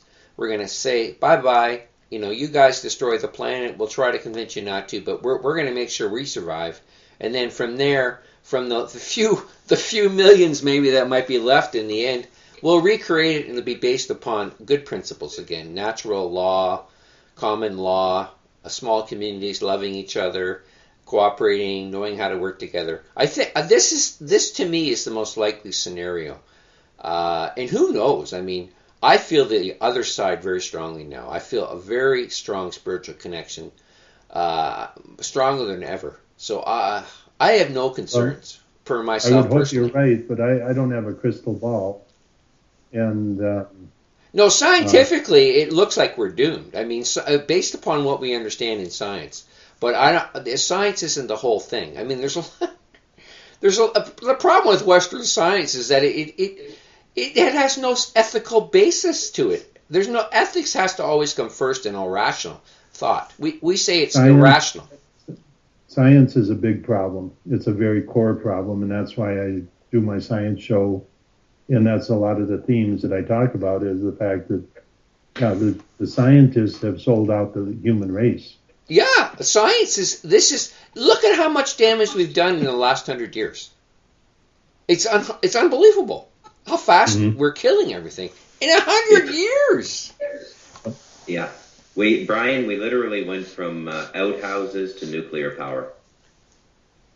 Yeah. I'm actually living your optimistic plan for the future, but I must confess I don't have your optimism. Yeah. which is kind of. Well, I'm not saying we're all going to make it. I'm saying a few million people who know how to live off the land can recreate. We'll be the Rainbow Warriors. Well, That's the biggest fear of the globalists, is that small groups would move away and become successful. That's their biggest fear, because they know that 15 people, like a little pot of seeds someplace, could sprout and grow and succeed. So they're definitely afraid of small groups succeeding. Do you have any knowledge on what they plan to do? because they seem to me to be the kind of people who jump on their fears with both feet real quick. Well, they've already shown that. You look at the James Jones thing; those people weren't doing anything. They went in and they killed him. And I thought that was Jim himself who was behind that. I've actually been there, by the way. I've been to Guyana. yeah, but they were just afraid that those people were going to succeed because more and more people were going there and just leaving. They don't want people to leave. If you look at all the presidential orders and everything else, all the laws being passed, it's to keep people trapped in the United States so they can't get out. Yeah. I've always said that the Trump honestly wall think is going to work two ways. I honestly think that they're going to have their hands full dealing with all the people that are in the cities. People that are out of the cities are going to have a much better chance. Although the whole issue of living in the U.S. to me is problematic, just from the nuclear point alone and the amount of waste. It's not just the power plants, James. They've got nuclear dumps everywhere in that country. I heard as many as 1,000 that are leaking. It really is in rough shape. Plus, they got to keep cooling it. That's what I was starting to say before. They have to keep cooling that nuclear waste. Yeah. And that's a lot of power to air condition nuclear waste forever. Yeah. You can't stop. Yeah. I tell all my friends, come up to Canada or go down to see Bruce or there's all sorts of eco communities sprouting up everywhere. People are on the ball. They're seeing this. At least the people that have any ability to deal with the reality. A lot of people don't, but some of the people that do, the 1% that do, are seeing the light. And we just got to keep pushing forward and be hopeful. And just I just look at the fact that they found a wall underground they figured was 280 million years old. So we've been here a long time. We've probably done this who knows how many times to ourselves. Technology is a bitch. We discover this powerful science, this mathematics, and we have a hard time dealing with it. And it seems that the people who want the power, they just grab at it. David, what do you know about, or James or Brian? What do you gentlemen know about all of this underground building that governments have been doing, in particular the United States? What's that all about? Well, it's there. It's all over the place. Yeah, are those survival pods? Well, there's some in there, sure. Yeah, but highways, communication, there's stuff all over down there. I think it's part of alien involvement too. I think the aliens are down there with them. It's where they're developing their sophisticated technologies. Yeah, I think that's part of the agenda. Myself, I don't. As a scientist, I've never met any aliens, so I'm experienced. Oh, come on! You told me you met Stephen Greer in an elevator, and his eyes blinked and his eyelash didn't move. Oh yeah, the double eye. Yeah. But no, I got to hear that again. What did you say? Explain. I was giving a talk. In fact, it was at the UFO Congress in Laughlin, Nevada. I was one of the main speakers, and Stephen Greer was there. And happened to be in the elevator at the same time. And you know how you're in an elevator with a bunch of people and you're kind of looking down or, try and find a spot up in the ceiling to look at. So anyway, we're going up in the elevator and I just happened to glance up at him. He's a big guy. He's much bigger than me. And I looked up and he blinked, but his regular eyelids did not blink. It was like a secondary inner blink. And I told that to a person there, I won't mention who, that worked with the CIA. And this person goes, "Oh my God, he's one of them." That was the comment. But I saw that myself. And that is truly disturbing. I remember Kerry Cassidy and Bill Ryan's confrontation with him in their interview. And about 7, 8 years ago, if any of you guys remember Project Camelot. I was going to say Project Camelot, yeah. Yeah. Oh, yeah. Anyways, you know, my salmon instinct, because it's certainly not intelligence in me, I'll be the first to admit that, but I just have this, I don't know, whatever you want to call it, this instinct. And, you know, I've chosen a high elevation with a good climate that can survive 1 or 2 degrees or 3 degrees centigrade change in the next 50 years. Heavily forested with a lot of green foliage for massive oxygenation, and a relatively independent water supply. But when you tell me about these rivers in Chile now, these lakes in Chile now, I'm just shuddering, James. But it's everything I can do, right? And still maintaining my tie to the modern Western economy to make that fat cheddar on you know, Canada's Wall Street, Bay Street, and all of these sorts of things. But yeah, I mean, no matter what happens, I just want to be able to say to myself and my son that I did everything I could. You know, like I It's built a shame we have to. It's a shame we have to do this when, like you, like I am, well educated. I mean, we should be living in a world with highly educated people, with very high social standards, social ethics, and doing all the things we're doing. We can have high technology and live in remote places too. That's one thing I want to promote. And so it's absurd the way everybody's running around trying to hide or, you know, live at a primitive level because of all these, excuse the term, assholes that are running the world. And that's what we're doing. We're all trying to hide out and do something to try and, I mean, the world should be a beautiful place. There's no reason for nuclear energy or all this insanity or nuclear bombs or the Cold War or the new Cold War or rods from God creating earthquakes in third world countries to get, you know, control over uranium deposits. It's insane what's going on, you know. It gets back to the spiritual question. Why don't we know how to deal with evil? Why do we let it fester? Why do we let it take? Why do good people let evil take over? This is the biggest problem that we have to deal with as a species to evolve. Yeah. Because if you fight them, you become like them. It's the Star Wars issue where you know, Darth Vader's got Luke up the thing and he's realizing that he just sent his troops into a trap, and he says, "Come on, get that hate built up. I can see it. Come on." You know, he's working them over to come over to the dark side.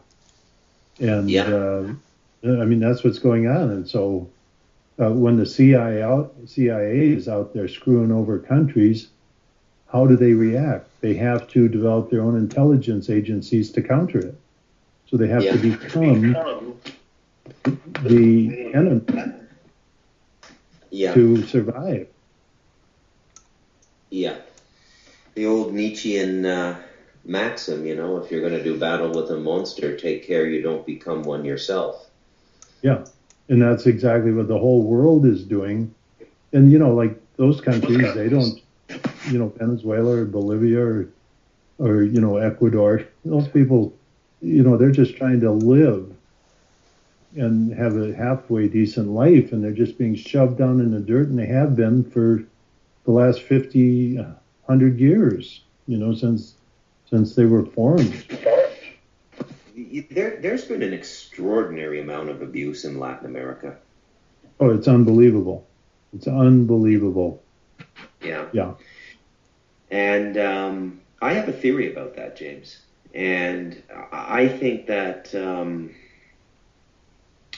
part of this control agenda is the termination of all uncontrollable people. And the most, clearly by the evidence of the last 500 years, the most uncontrollable people are natives. And most of Latin America is native mixed. I mean, not so much. In Costa Rica, you see more of the pure royal Spanish bloodline, I have to say. You see some really regal, beautiful, pale Spanish people. You make a trip to Guatemala or Honduras or Nicaragua, and you're hard-pressed to see anybody who does not have native blood. And it's one of the realizations I came to over here, because one of my political coming-of-age stories was the gunboat diplomacy of the 80s, which I would have been 20 years old in 86, and I started to become very politically aware around 14 or 15, following the news and stuff. And, of course, the narrative in North America was it was the fight against the spread of communism. And as I've been over here and living now, I realized that in some measure, that there may be truth to that story. It was the fight against the spread of communism, but that other dimension where it's the continuation of the massacre of native populations is definitely a part of the narrative. Mm-hmm. Yep. Yeah, that's interesting, because what they're doing in Ecuador right now is the native populations, they literally have mercenaries in there shooting them. They're like hunting them. Oh no. Yeah, no. David Dene said they hired 6,000 mercenaries to go and take. See, the Shuar people were the first warriors who couldn't even be taken down by the Spaniards. They're one of the few truly independent groups still in South America. So they hired all these mercenaries to go in there, and they're still having a war. I'm not sure where it's at. They're still hanging in there, but if they're going to nuke them, I mean. The nukes were off on the shore, not down where those guys are. Yeah, exactly. Yeah. He said he didn't think they'd be affected by that, but But Ecuador has given that region to China to restructure a loan. Yeah, exactly. They gave a third of the country away. Yeah. So are you saying that it's China that's hired the mercenaries? No. China has everything it wants. There's no reason for China to do anything negative against Ecuador. They have everything they want and more. Well, the thing is that the Shuar are on the land that was given away, so they do have an incentive, James, to want to get rid of them, because they want to mine and there's lots of oil still there that they want to get out of the ground. So there is some incentive for China to do nasty things. I mean, this is my concern. The Chinese are really they are like the U.S. times 10. They're elite. I mean, you look at a modern city like Beijing, and the conditions that they make their people live under. Every day, pollution levels, 700 levels, you can barely see in front of you. They are completely gone, the Chinese. They are my biggest concern. Is that I mean, this is where my view of the future. When I start thinking about the Chinese, I get really worried. They got 20. They're building 20 floating nuke plants. Did you hear that? The Chinese, because they do want to do systems. Their hydro systems don't work. They're breaking apart. Yeah, so I think they want to go nuclear. Maybe the Russians are helping them, but they're going to float them. And you know what they're just going to do with the waste? Probably just throw it right in the water. Ooh. When they don't want it anymore. Chinese way. Yeah, or just sink them. But I mean, honest to God, I mean these Chinese, and we've given them all the power. We've given them all the economy. We've given them the strength. The Chinese have more gold than anybody. They stockpiled this stuff. They're developing their own currency, worldwide currency.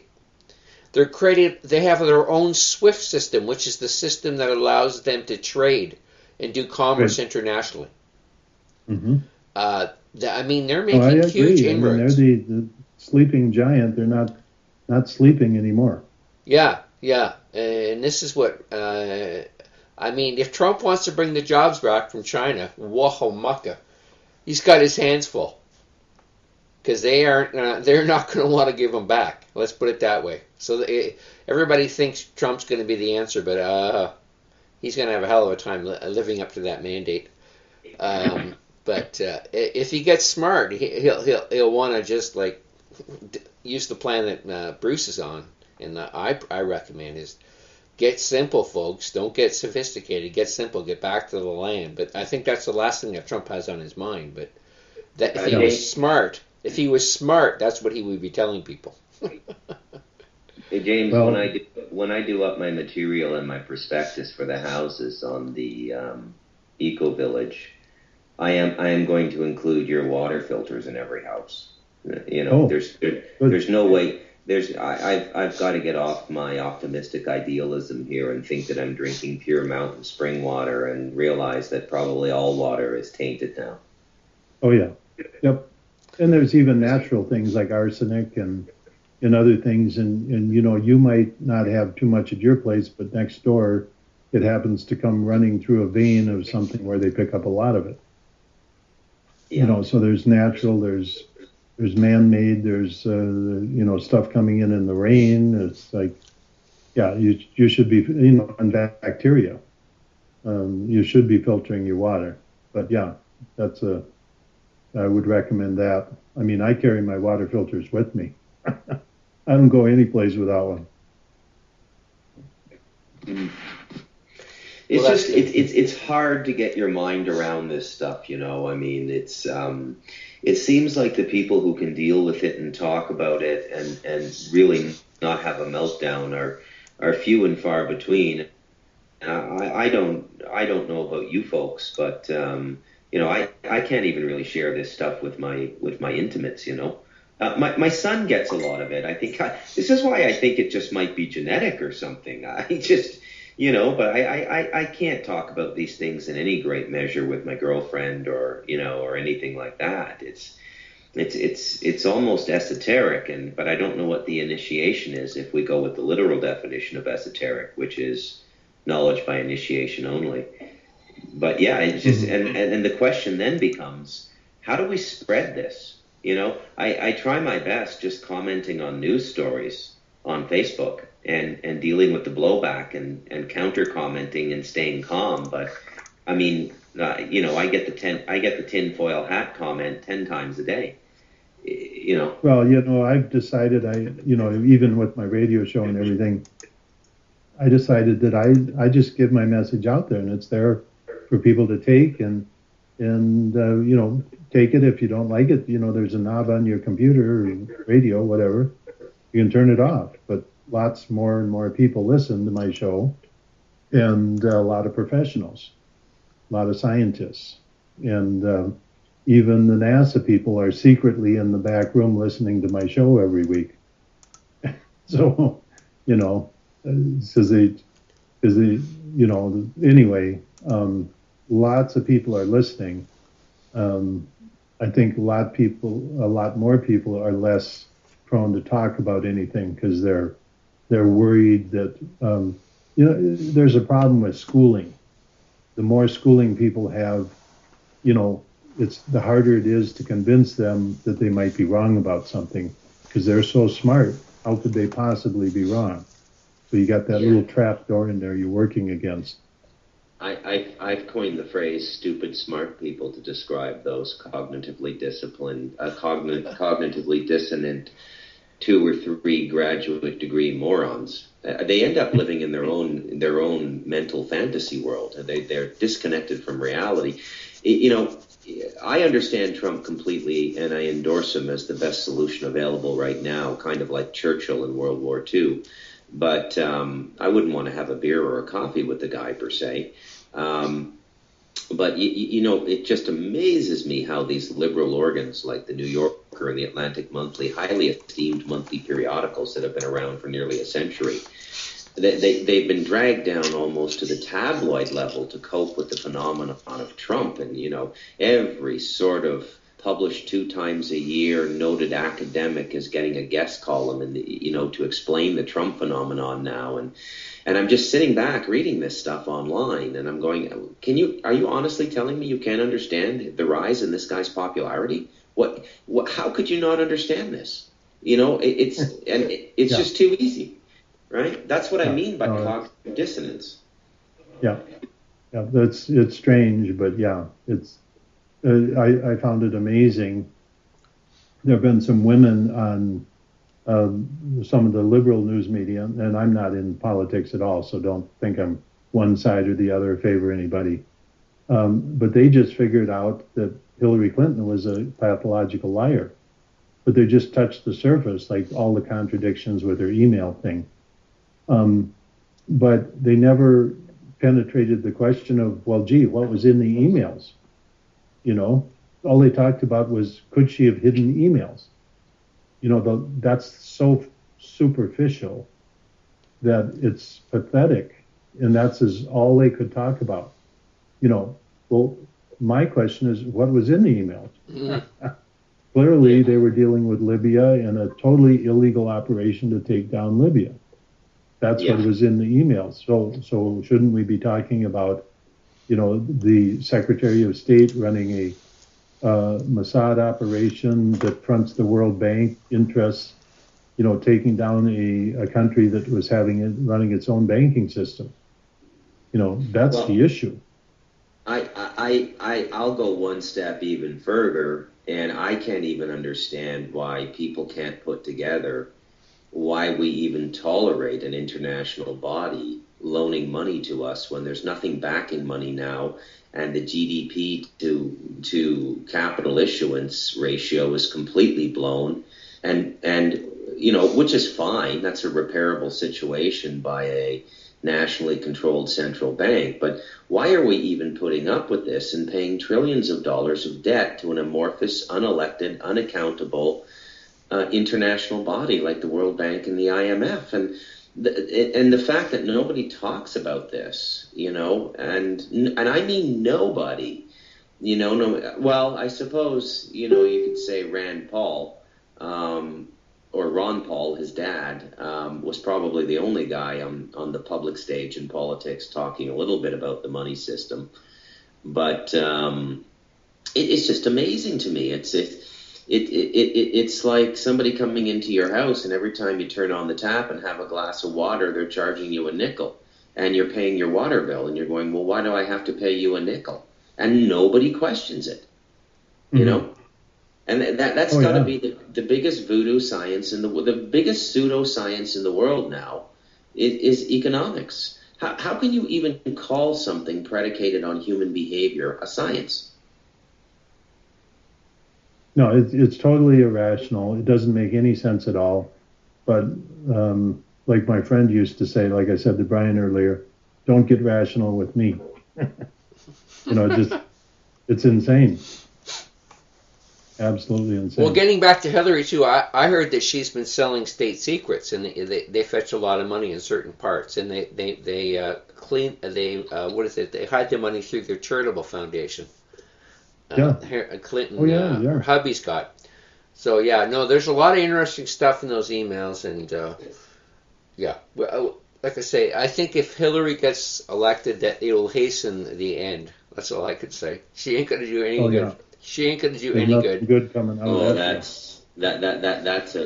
That's a full nuclear war if she gets into office. She's genuinely insane, and I mean comic book villain insane. Yeah, she'll blow up her home. There's a story. She'll blow up her own country. There's a story that one of their it was like he was like in the CIA or something like that. He was like basically, you know, an attaché with them. But Bill and Hillary are in this elevator. And so they get in the elevator, and this guy's in there, and he said she ripped into Bill. He said she called him every 4 and 5 letter word on the planet, you know, just reeling him and you know, up and down.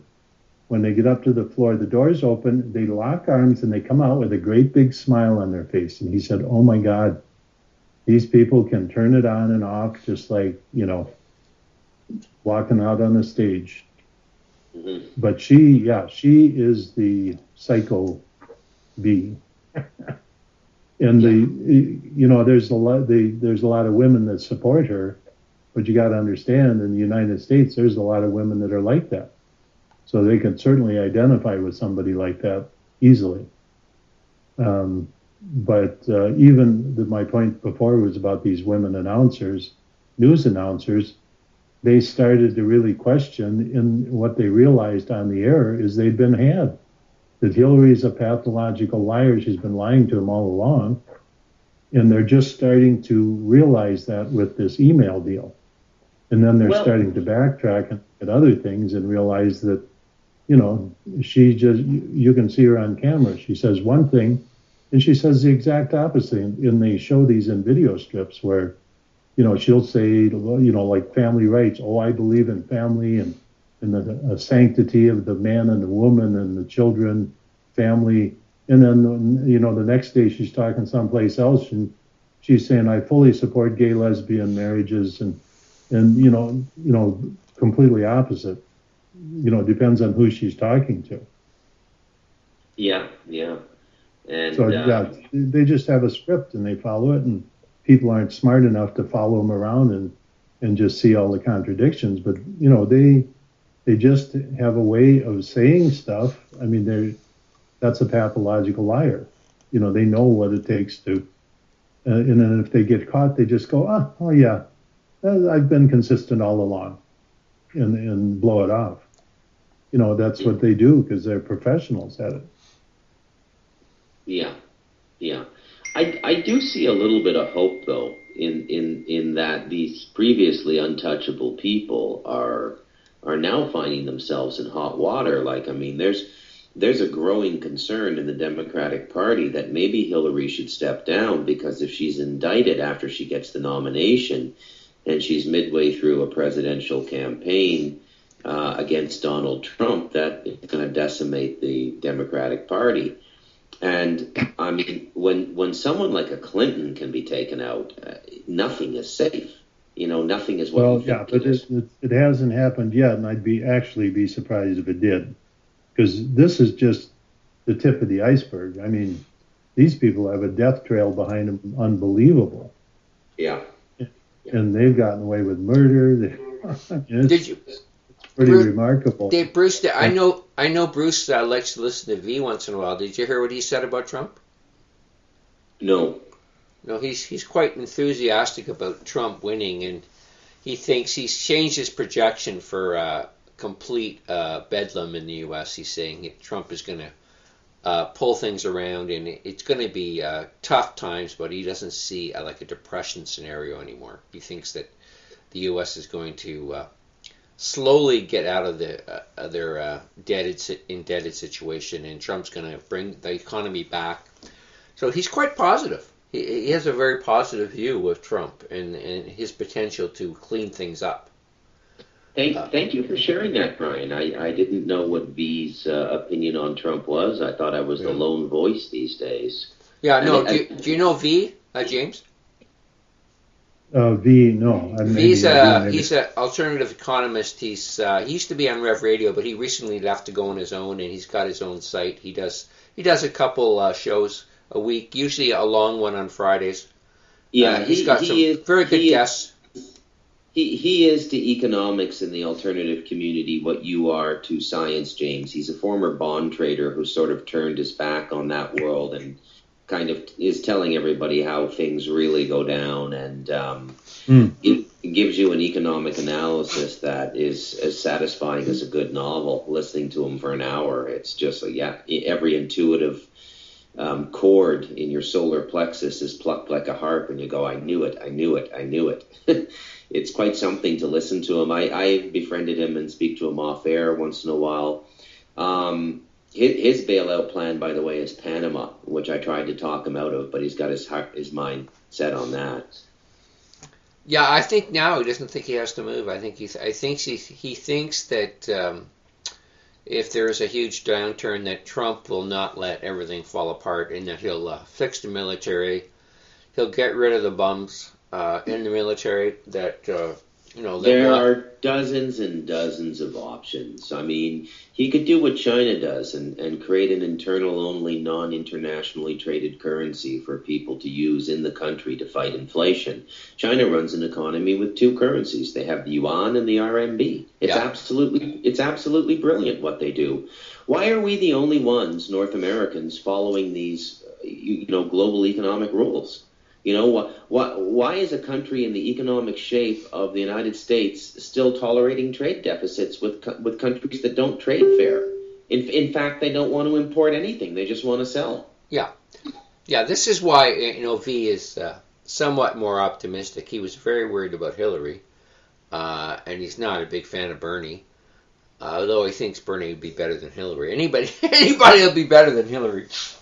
Getting back to Hillary, the Benghazi thing, we all know that she was the main problem with Benghazi. And, do you know how many, I didn't realize they stole this many. Do you know how many Stinger missiles got into the hands of our created terrorists over there? No. 20,000 Stinger missiles were stolen. This is why all these planes are being shot down. All right.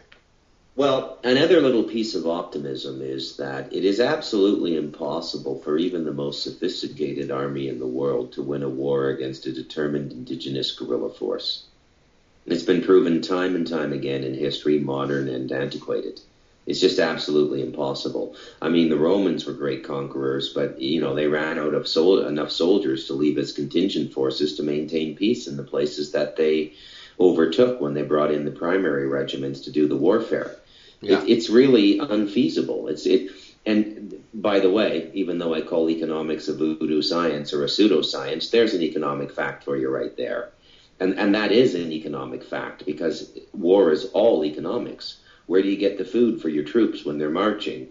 All of these sorts of things. It is absolutely impossible for the world to be overtaken, which is why they prefer the money. Right, and which is why they're so harsh with the countries who buck the money system, and you can line them all up. And there's another thing, a big gaping hole in modern journalism. Other than John Pilger, who used to work for the Guardian in the UK and now is mainly an independent journalist. Why can no journalist put this together? Why can't you read a column in the New York Times and some guy just muses out loud like a Thomas Friedman or something and says, geez, why is it that all these countries are outside the IMF that we're attacking? A good detective and a good economist doesn't believe in coincidences. So there's only three left: Iran, Cuba, and I forget the third one. It might be Venezuela. Well, Hungary pulled out. They paid off their debt and they pulled out. Hungary's on its own. Iceland. Iceland's back in. Are they back in now? Yeah. Well, are they indebted? They may have gone in just to trade. I'm not sure they're highly indebted. This is the thing. They'll let you out if you'll pay. Hungary paid its debt off. There's the BRICS alliance, and I don't know how that's going to work out. Have either of you ever had the pleasure or displeasure, depending on your disposition, of listening to Ben Fulford for 30 minutes? Don't know who he is. I've heard him. I've listened to him. He's way he's down the road from he's really into the alien agenda and all that stuff. He's like a David Wilcox type of guy.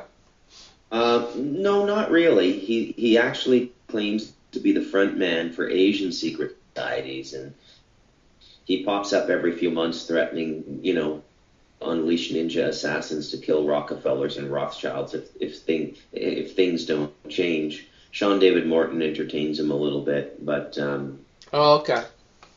Yeah, I was talking to Sean today, actually. Yeah, if you've never heard him, I won't go into it. But on a note of pure irrationality on my own part, I have to say, despite all of the facts we've discussed today, when I just sit quiet and be with myself, there's an optimism in me. Somehow, some way, I think this whole thing is gonna come out okay. And I'm talking about the continuity of the species, not 7.5 million people continuing to propagate and live in the fashion we're living now, but we've touched upon things as dire as species extinction tonight, our own species. I don't think so. I don't think it's our time. I do believe it happens. I do believe it's happened on this planet. But I just don't think it's our time. And I think we're winning in some ways. And exactly because of what James said, that their plan is falling apart and they're not thinking and they're making the moves quickly and they're not controlling the board the way they used to. They've been in perfect control for, if you want to look at it in the modern context, and you want to start it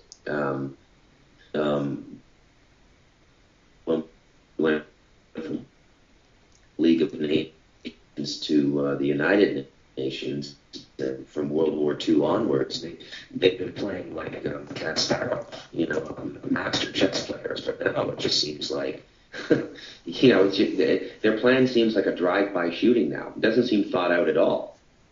Mm-hmm. Yeah. Yep. But anyway, guys, it's getting late. I'm gonna have to run myself here. I would like to keep talking, but I got to get up early tomorrow to prepare my day for the show tomorrow night and some other stuff. But Great I'm in the talking, middle of rebuilding my webpage, which just got reposted, which is still drastically out of date. Okay. Well, thanks so much for all your time, James and Bruce, for coming on. And I tape this, so we'll hopefully get it up on the web tomorrow.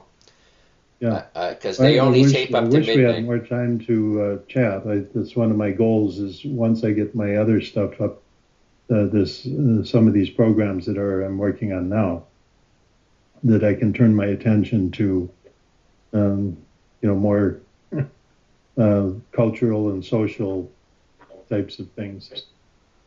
All righty. Okay, guys. Right. Good night, gentlemen. Okay. Take care, guys. But yeah, thanks, Bruce, and thanks, Brian. We'll be in touch for sure. Yeah. Good night. Take care. We'll be in touch.